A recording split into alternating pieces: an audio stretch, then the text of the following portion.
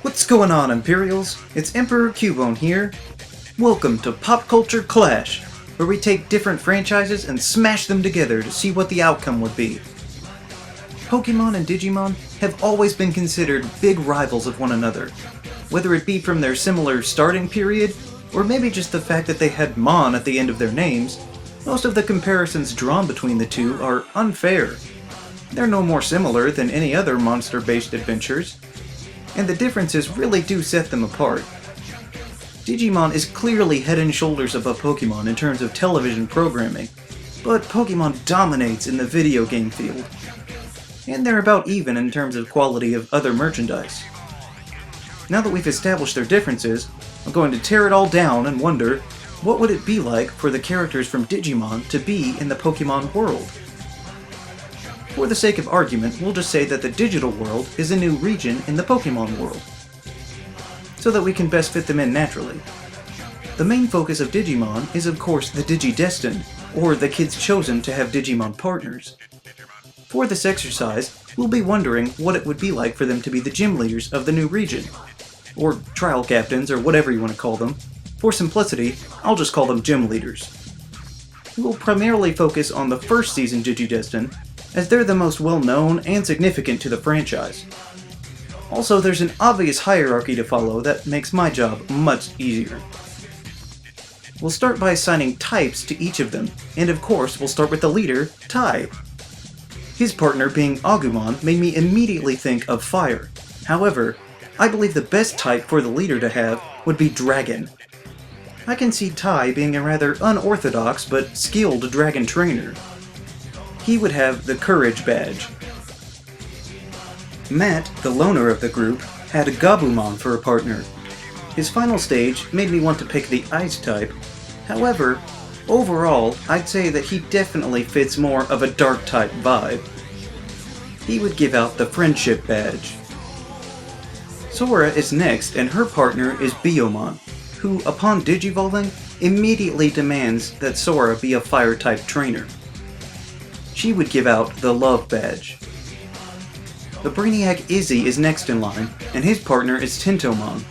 And on top of Izzy's computer prowess, his later forms display a competent mastery over electricity, so I believe Izzy would be an electric-type trainer. Izzy bestows the Knowledge badge. There is no question that Mimi would be a grass-type trainer. That one is just a gimme with her partner being Palmon. She gives out the Sincerity badge. Old Joe is next, and it's just clear due to his partner Gomamon that Joe would be a strong water-type trainer. He gives out the Reliability badge. TK, I think, is the best fit for a normal-type trainer with Patamon, giving the Hope badge. Mostly because I find that Kari and Gatomon are a better fit for the Fairy-type trainer. Sure, they both have angels, but how can the Light badge not be from a Fairy-type user? This is a pretty clean setup, but then I remembered that they have the Elite Four. Where am I going to find 4 more Digidestined? Oh yeah, Season 2. It's even in the same canon as the first season. But there's no way those routes would be better than the OG Digidestined. So we'll flip the order, and have the most prominent kids at the top as the Elite Four, and have the Season 2 kids be the first 4 gyms that you face. I was hesitant making Davis another Dragon-type user with Vmon, already having Tai in that role, but then I remembered Johto had 2 Dragon trainers, so I could do it too. Yuli, if you couldn't tell from the outfit, or having Hawkmon for a partner, would be a Flying-type trainer. Cody has Armadillomon with a partner, and along with Digmon, demands that Cody be a Ground-type user. Kin has Wormmon for a partner, which means he absolutely has to be repping the Bug-type.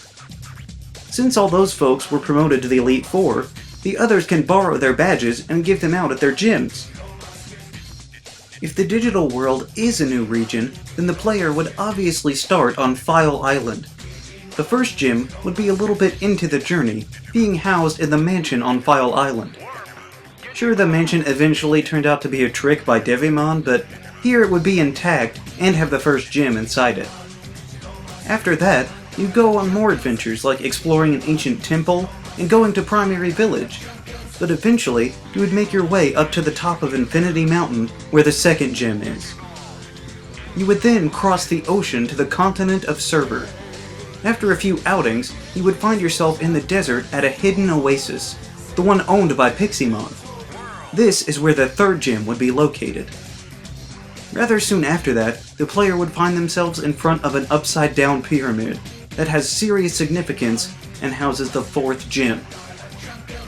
You would then go through many interesting locations, such as a diner and a pocket dimension, and eventually find your way to a scary-looking castle. This is ironically the fairy gym, but as the place where we first met Gatomon, it does make a kind of sense. Then you definitely go through an ultra wormhole and end up in a sort of modern city. You'd find many battles in the city and eventually fight your way to the TV station, and after fighting all the way to the top, you finally reach the sixth gym. After the intense battling, you would eventually go back through the ultra wormhole, but the world you knew has changed. You now have to make your way up Spiral Mountain. As you do, you fight beside and in the sea in numerous battles. This would be a quite fitting location for Joe and the 7th gym being water-themed. Eventually, you find your way to a house in the woods where the final gym resides. This, of course, is Puppetmon's house, but here it would be Mimi's grass gym. This only leaves going through Machinedramon's city as a victory road of sorts. And finally, reaching the top of Spiral Mountain to Piedmon's lair. This, of course, is where you would battle the Elite Four in all their glory. As for the champion, I don't really know. It may just have to be Apocalypmon or maybe Genai or someone else like that. All in all, I feel like this is a plausible layout for how it would be if the digital world were actually a region in Pokemon. And instead of making these two series in conflict, we can celebrate them together. What did you think about this scenario? Which one do you like better? I'm just kidding. Let me know down in the comments. Also be sure to leave a like, share this video, and subscribe so that you too can become an Imperial today.